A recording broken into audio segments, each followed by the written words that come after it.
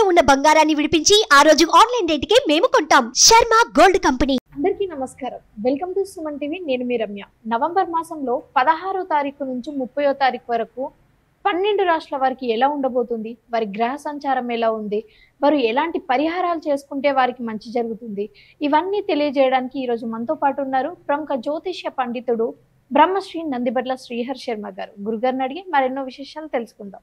గురుగారు నమస్కారం. వాగర్థావివ సంపృక్తౌ వాగర్థ ప్రతిపత్తయే జగతః పితరౌ వందే పార్వతీ పరమేశ్వరౌ. సదాశివసమారంభాం శంకరాచార్య మధ్యమాం అస్మదాచార్య పర్యంతం వందే గురు పరంపరాం.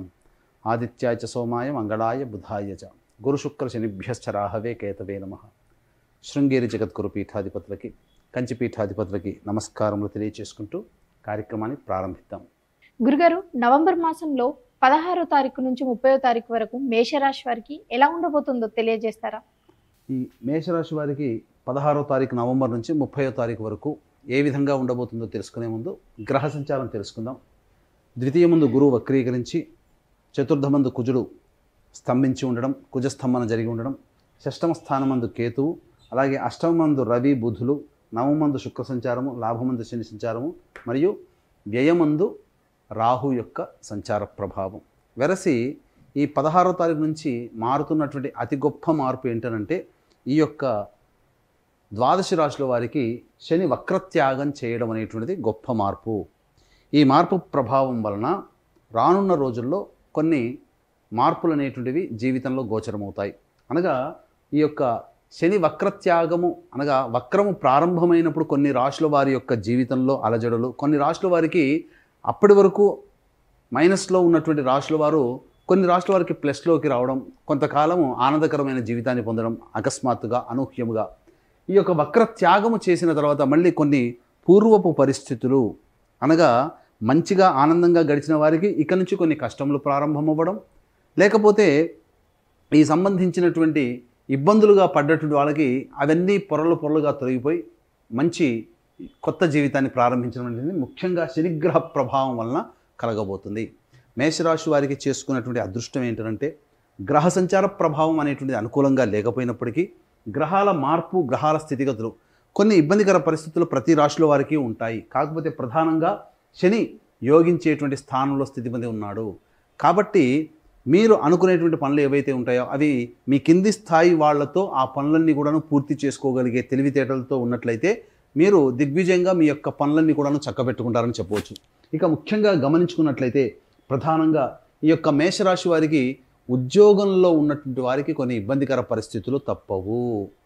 ప్రభుత్వపరమైనటువంటి ఉద్యోగంలో ఉన్నటువంటి వారికి ముఖ్యంగా శాఖాపరమైనటువంటి చర్యలు వచ్చేటువంటి అవకాశాలు ఉంటాయి. బదిలీలకు సంబంధించే ప్రయత్నాలు కొన్ని ఇబ్బందికర పరిస్థితులు అనేటువంటివి ఈ మేషరాశి వారికి గోచరమవుతుంది. ముఖ్యంగా వ్యాపారస్తులు నూతన ప్రారంభం అనగా నూతన పెట్టుబడులు పెట్టి నూతన వ్యాపార విస్తరణ అనేటువంటిది చేయకుండా ఉండడమే మేలు అనేటువంటి విషయాన్ని గమనించుకోవాలి. ఎందుకంటే ఇప్పుడు సమయము అనుకూలముగా లేదు. ఇది ప్రధానంగా మీరు గమనించుకోవాల్సినటువంటి అంశము. ఇక విదేశీయానము, విదేశీ విద్యకు సంబంధించి చేయు ప్రయత్నాలన్నీ కూడాను ఈ మేషరాశి వారికి చక్కగా విద్యార్థులకే అందుబాటులో చక్కగా అవకాశాలు వస్తాయి. అలాగే కోరుకున్నటువంటి కళాశాలలో మీకు సీటు వచ్చేటువంటి అవకాశం గోచరం అవుతుంది. ఇక ముఖ్యంగా గమనించుకున్నట్లయితే ప్రధానంగా గృహంలో కొంత మార్పులు చేర్పులు చోటు చేసుకుంటాయి. గృహంలో అశాంతి అనేటువంటిది కొంత ఉంటుంది. ముఖ్యంగా ఏ పని చేయాలన్నా కానీ ధైర్యం అనేటువంటిది ఉండదు. ధైర్యే సాహసే లక్ష్మి. కాబట్టి ముక్కుసూటిగా ధైర్యంగా వెళ్ళడం అనేటువంటిది అన్ని వేళలా పనికిరాదు. కానీ ఈ యొక్క మేషరాశి వారికి కుజస్తంభన ప్రభావం చేత కొంత ఇబ్బందికర పరిస్థితులు కాబట్టి ధైర్యంతో ఏ పనైనా కానీ ముందడుగు వేసే ప్రయత్నం చేయండి.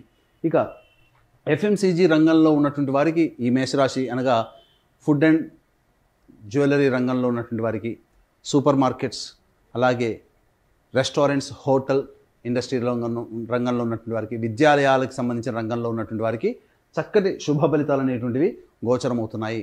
కాకపోతే పెట్టుబడులు కొత్తగా పెట్టకుండా ఉన్న వ్యాపారాన్ని విస్తరణ చేసుకునే విధంగా ప్రయత్నం చేయండి. తెలివితేటలతో ఈ యొక్క డబ్బుని మాత్రం మీరు ఇన్వెస్ట్మెంట్ చేయకండి ఎక్కడ కూడా. ఇది స్పెక్యులేషన్ రంగంలో ఉన్నటువంటి వారికి కాస్త ఇబ్బందికర పరిస్థితులు అనగా ముఖ్యంగా నామమాత్రమైనటువంటి పెట్టుబడి పెట్టి లాభాన్ని ఆర్జించే ప్రయత్నం చేయండి. అనగా ఇక్కడ గమనించుకున్నట్లయితే ప్రధానంగా ఈ షేర్ మార్కెట్లో మీకు అనూహ్యంగా మీకు లాభాలు వచ్చే అవకాశాలు కూడా గోచరమవుతున్నాయి. ఇక రైతులకి సంబంధించి చూసుకున్నట్లయితే కాస్త సాధారణమైనటువంటి పంటలు వేసుకోవడమే చాలా మంచిదని గమనించుకోవాలి. కొత్త పంటల జోలికి వెళ్లకుండా ఉండడమే మంచిది. అయితే ఈ సంబంధించినటువంటి ఈ యొక్క మేషరాశి వారికి సంబంధించి 16వ తారీఖు నుంచి 30వ తారీఖు వరకు ఏ విధంగా ఉండబోతుంది అనగా ఆదాయం ఎలా ఉంటుంది, ఖర్చులు ఎలా ఉంటాయి, అలాగే ఎప్పుడు ధనరాబడి చక్కగా ఉంటుంది, మానసిక ప్రశాంతత ఎప్పుడు ఉండదు అనేటువంటి విషయాల గురించి క్లుప్తంగా తెలియజేసుకుందాం. వీక్షించేటువంటి ప్రేక్షకులకి ఈ యొక్క త్రిపురాసురులని పరమేశ్వరుడు సంహరించిన ప్రదేశము త్రిపురాంతక క్షేత్రము. ఈ త్రిపురాంతకంలో నవంబర్ 15వ తారీఖు రోజున జాతకరీత్యా వివిధ దోషాలతో బాధపడేటువంటి వాళ్ళకి మరియు శని దోషాలతో బాధపడే వాళ్ళకి శని వక్రత్యాగం కూడా చేశాడు కాబట్టి వృషభ, మిథున, కర్కాటక, సింహతుల, వృశ్చిక, మకర, కుంభమీన రాశుల వారికి మళ్ళీ యథాతథమైనటువంటి ఇబ్బందికర పరిస్థితులు ఉంటాయి. కాబట్టి ఆ దోష నివారణార్థమే సర్వదోష నివారణ హోమాలు 17,1500కి చేయించడం జరుగుతుంది. అలాగే డిసెంబర్ 1వ తారీఖు రోజున శ్రీశైల క్షేత్రంలో సర్వదోష నివారణ పూజల హోమాలు కూడా జరిపించడం జరుగుతుంది. అవకాశం ఉన్న వాళ్ళు కార్యక్రమ తదనంతరం కాంటాక్ట్ చేసి పూర్తి వివరాలు తెలుసుకోవచ్చు. ఇక గమనించుకున్నట్లయితే ప్రధానంగా ఈ 16వ తారీఖు 17వ తారీఖులో కనుక చూసుకున్నట్లయితే ఖర్చులు అధికంగా ఉంటాయి. కుటుంబపరమైనటువంటి ప్రశాంతత ఉండదు. కుటుంబ సభ్యులతో వాగ్వివాదాలు చోటు చేసుకుంటాయని చెప్పవచ్చు. ఇక 18, 19, 20 తారీఖులో చూసుకుంటే ధనాదాయం బాగుంటుంది, రాని బాకీలు వసూలు అవుతాయి. అలాగే నూతన వ్యక్తుల యొక్క పరిచయం మీ జీవితంలో కొంత మార్పు అనేటువంటిది వస్తుంది. విందులు వినోదాలు స్నేహితులతో గడుపుతారని చెప్పవచ్చు. ఇక 21, 22వ తారీఖు, 23, 24 తారీఖులో చూసుకున్నట్లయితే 21, 22 తారీఖుల్లో వాహన ప్రమాదం చోటు చేసుకునే అవకాశం ఉంది కాబట్టి జాగ్రత్త. గృహంలో కానీ గృహ మరమ్మతులకి, వాహన మరమ్మతులకి ఖర్చు అధికంగా ఉంటుంది. తల్లిగారి ఆరోగ్యం పట్ల జాగ్రత్త పాటించాలి. అలాగే ఏదైనా కానీ మీకు అసహనం కలిగించే సంఘటనలు చోటు చేసుకుంటాయి కాబట్టి ఉద్రేకానికి గురి అవ్వద్దు, టెంప్ట్ అవ్వకండి ఏ విషయానికైనా కానీ. ఇక 23, 24 తారీఖులో కనుక చూసుకున్నట్లయితే ప్రధానంగా ఈ సంబంధించినటువంటి అనారోగ్యము చేసేటువంటి అవకాశం ఉంటుంది. అనగా ఆరోగ్యాన్ని జాగ్రత్తగా కాపాడుకోవాలి. ఇక మనస్సు అనేటువంటిది పరిపరి విధాలుగా ఉంటుంది. ఎప్పుడు కూడాను ఏ విధంగా కూడాను మీకు ఈ మనస్సు ఆలోచన అనేటిని సరిగ్గా ఉండకపోవడం అనేటువంటిది గోచరం అవుతుందని చెప్పవచ్చు. ఇక 25, 26, 27 తారీఖులో కనుక గమనించుకున్నట్లయితే రాని బాకీలు వసూలు అవుతాయి. ముఖ్యంగా ధనాదాయం చక్కగా ఉంటుంది, అధికమైనటువంటి ధనము కలుగుతుంది. మీ యొక్క ప్రత్యర్థుల మీద పైచేయి సాధించే అవకాశాలే మీకు ఎక్కువగా గోచరం అవుతాయని చెప్పవచ్చు.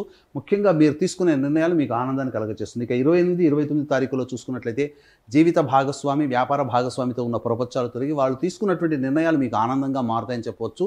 ఇతరుల యొక్క సహాయ సహకారాలు, మీరు ఏదైతే పని చేస్తున్నారో ఆ పనులలో ఇతర యొక్క సహాయ సహకారాలు మీరు పొంది మీ యొక్క పనులను చక్కబెట్టుకుంటారు. 30వ తారీఖు రోజున ఖర్చులు అధికంగా ఉంటాయి కాబట్టి జాగ్రత్తలు పాటించండి, మానసిక ప్రశాంతత ఉండదు. ఈ 30వ తారీఖు రోజున కాస్త జాగ్రత్త పాటించండి, మంచి జరుగుతుందని చెప్పవచ్చు. ఏది ఏమైనప్పటికీ కూడాను ఈ యొక్క మేషరాశి వారికి అన్ని రకాలుగా మంచిగా జరుగుతుంది. ఇక ముఖ్యంగా ఈ కార్తీక మాసంలో ఆఖరి సోమవారం 25వ తారీఖు రోజున తండ్రి వైపు 6 తరాలు, తల్లి వైపు 3 తరాల్లో దుర్మరణం పాలైనటువంటి వ్యక్తుల యొక్క మోక్షార్థమై పితృదోష నివారణ పూజలు అనేటువంటి జరిపించడం జరుగుతుంది. పితృదోషము ఉన్నట్లయితే అనుకున్న పనులు సరిగ్గా సాగవు, ప్రతి పని కూడాను ఆలస్యం అవుతుంది. కాబట్టి అవకాశం ఉన్న వాళ్ళు ఈ పితృదోష నివారణ కార్యక్రమంలో పాల్గొనే ప్రయత్నం చేయండి. గురుగారు, మరి ఈ రాశి వారికి మరింత మెరుగైన ఫలితాల కోసం ఎలాంటి పరిహారాలు చేసుకోవాలి? ఈ మేషరాశి వారు ప్రతిరోజు కూడాను సుబ్రహ్మణ్య భుజంగ స్తోత్ర పారాయణము, అలాగే కాలభైరవాష్టకము రోజుకి 3 సార్లు కనుక పారాయణం చేసినట్లయితే తలపెట్టినటువంటి అన్ని కార్యక్రమములు కూడాను సజావుగా పూర్తి అవుతాయి. ఇవి గోచార రీత్యా మీ యొక్క రాశిని, జన్మరాశిని అనుసరించి తెలుసుకునేటువంటి ప్రయత్నం.